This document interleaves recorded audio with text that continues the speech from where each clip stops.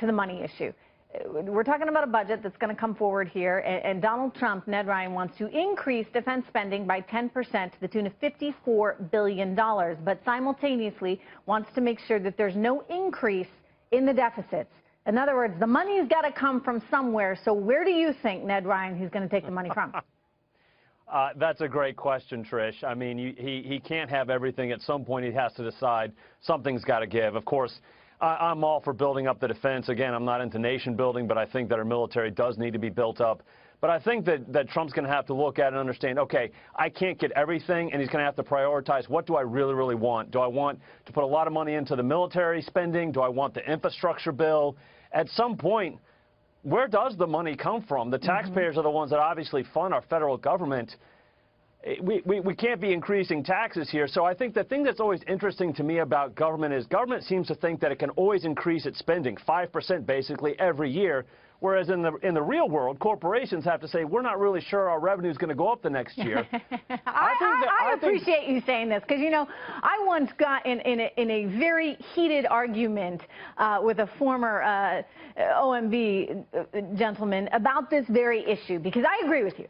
You know, I think of it like a household, right? I'm curious to hear Leslie's view on this, too. I think about it like a household. And basically, you know, you don't just increase your spending because you assume you're going to make that much more money every year. No, in fact, if anything, you should be trying to reduce your spending, regardless of how much money you may make in the coming year. But, you know, the left doesn't think that way, Leslie. Why not start to?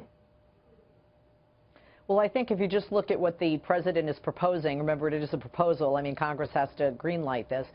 The bottom line here is right now we have very tense relationships with both China and Iran. When you look at a 9% increase in spending with the defense, you're definitely looking at possible not only shipbuilding, warship building, and placement of those ships in the China seas and in the Strait of Hormuz, which is definitely going to further irritate those two nations. 120 former generals and other military experts today said that they were concerned about the president's proposal to decrease money for foreign aid and diplomacy overseas, because they feel that goes hand in hand with an increase in defense spending, especially. Okay, so you're telling me you don't think there's any way, shape, form, and Iraq, this money is bad. No way can we manage to actually reduce spending in other places, because, you know, we need it here, there, and everywhere. I want to bring Brad Blakeman into the conversation in as well. He's former deputy assistant to President George W. Bush, and I know you've got some fiscal conservatism running through your veins there when it comes to all this spending. Brad, how do you have your cake and eat it too in this administration? Can Donald Trump pull it off? Can he actually slash expenses in enough departments to make up for the increase in spending in defense? If anybody can do it, Donald Trump can do it, because, look, you can't rob Peter to pay Paul anymore, and you have to get your cabinet together. This is called shared sacrifice, and it's going to be a choice between wants and needs. There are a lot of cabinet agencies that want a lot of stuff.